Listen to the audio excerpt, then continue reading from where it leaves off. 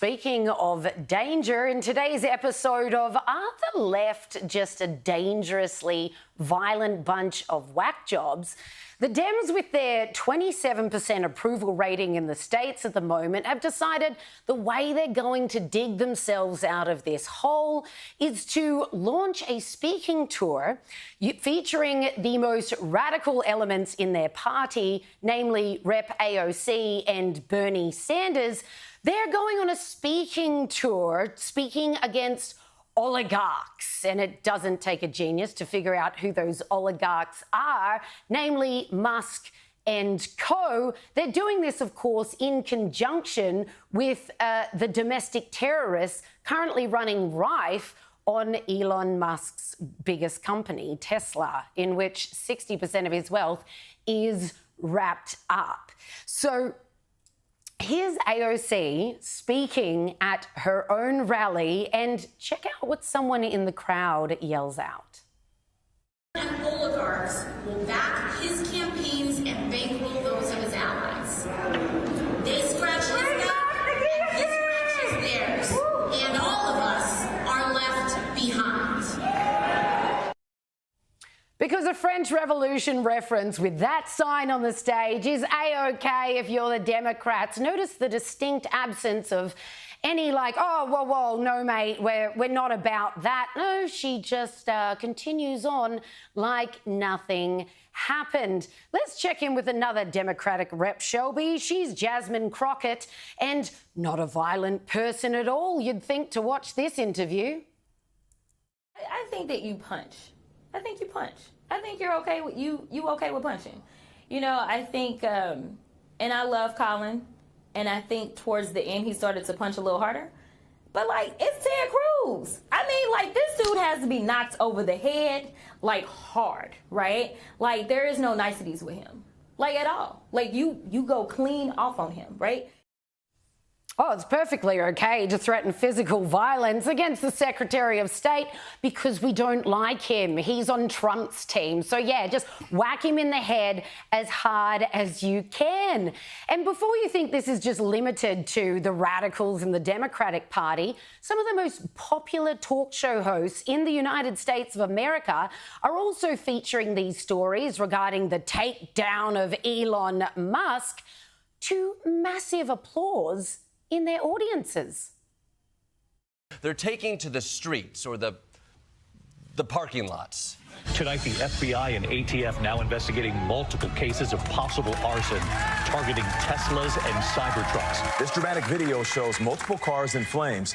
Police say the attacker used Molotov cocktails. It's the latest in more than a dozen instances of arson. Cybertrucks were set on fire in Kansas City, and earlier this month, shots fired at a Tesla dealership in Oregon. Cybertrucks on fire in Seattle. Wow, you guys like petty acts of domestic terrorism, huh? Hardly call that a petty act, but you could tell that even the host was a little taken aback by the enthusiasm of the crowd there as they watched people's cars just go up in flames. Check out Jimmy Kimmel. He's one of the head honchos of late-night TV in the States, trying to make it funny and suggesting that, well, Elon Musk should have thought about this before he aligned with Trump. When you pull out a chainsaw to celebrate firing thousands of people, they get mad. It's just, my God, I mean...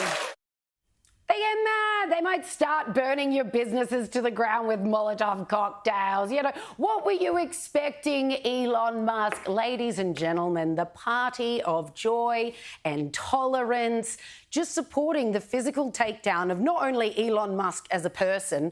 References to guillotining is fine, and whacking people in the head is perfectly fine, as hard as you can, mind you, because, well, they deserve it. We hate these people. 2 words, January 6. I mean, we never heard the end of January 6th. They stormed the Capitol. It was an insurrection. How dare they? This was violence. They're trying to overthrow democracy. This is what the right does. They can't accept the results of a democratic election.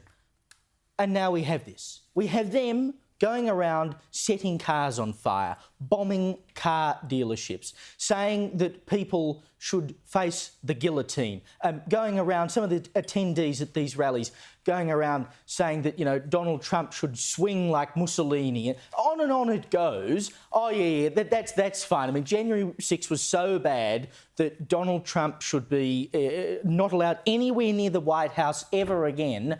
They get a result they don't like. They want to start killing people and destroying property. I mean, they thought they had the moral high ground. They don't have the moral high ground. They have told on themselves so hard it's not funny. They are demented in the way they are carrying on about this. It was a democratic election. You lost it. Get over it. You gave us 2 words, I'll give you 3. Trump assassination attempt. The left have learned absolutely nothing from that. Remember, in the wake of that, there was a general agreement everybody needs to just tone it down, wind back the language, and here the Democrats have ramped it right back up. But aren't these the people who say words are violence? Don't they get all upset about a Trump tweet? That's the end of the world if Trump tweets something nasty or mean. And here they are calling for people to be slapped in the head, for people to be guillotined, and cheering for the destruction of a great American business. The hypocrisy is just rank. Indeed. You speak of an assassination attempt. Someone did a pop vox with people who are lining up to go to this Bernie Sanders AOC rally, and 3 people in this same pop vox were all like, yeah, off with his head. Literally. These guys said, oh, a dead fascist is the only good fascist. These people are hell-bent just saying off with their heads, basically. And we saw an interview where a lady is asked at one of these rallies, do you support violence? She says, no, I don't support violence. But we've done everything we can and they just don't listen to us, so it's all we've got left, which is violence. But the best bit is they don't even realise what they're doing or what they're actually advocating for. It was like we showed a video recently, didn't we, of all these people going around saying, Elon Musk, go back to where you came from. I mean, you know, for years and years they've carried on about how that's a racist slur, and all of a sudden they're using it against people they don't like. Like, they are literally the thing they say they hate.